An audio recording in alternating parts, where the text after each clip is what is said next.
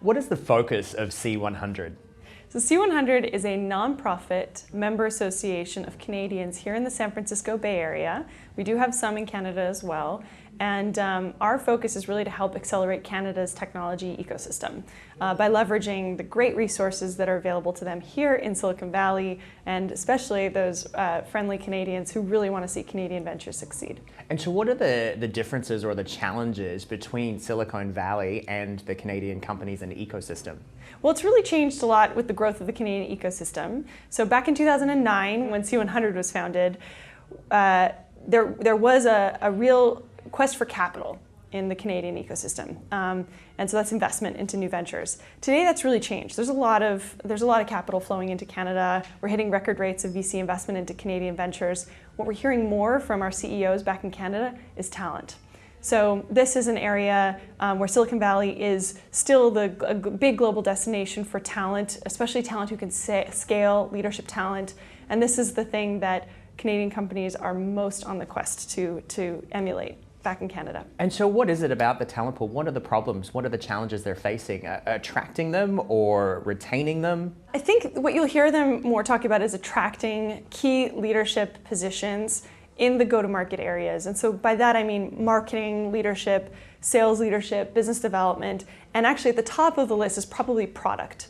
And so we're not talking about attracting large groups of developers, folks just out of college.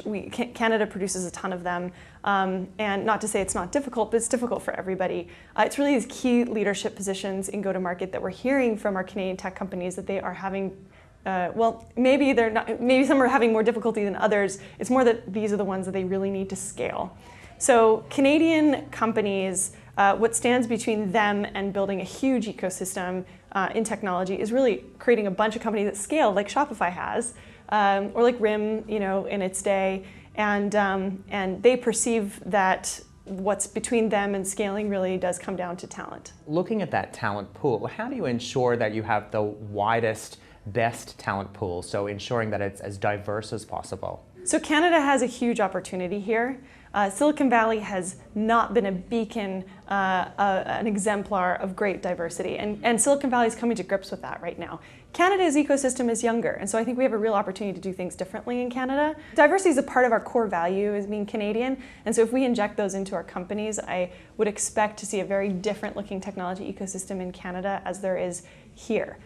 That said, if you look at who's leading companies in Canada, we are really far from meeting the mark. What's been your experience that really stands out? Has there been one person that's played a pivotal role in your career or your progression? I'll talk about two things. First of all, the tech company that I worked for most recently in New York was led by an incredible CEO, very smart, compassionate, and really passionate about what we did.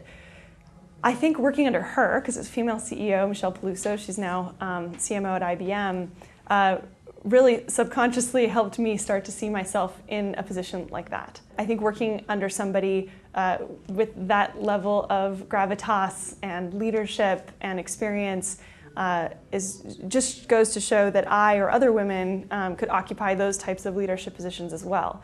I'll also say, though, that some of the people in my life that have played the most pivotal personal roles in my career advancement have actually been men. And this is a really important piece, right, of advancing the careers of women in technology, is all of the men that stand around them and help push them into the next level. What needs to change in the technology industry to increase or see more female founders?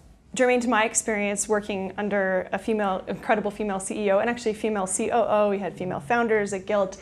Diversity was already built into the fabric of that company. I would say just seeing the examples is a huge part of it. It's just seeing people who look like you and are just like you in those leadership positions gives you that extra motivation to say, I could do that one day.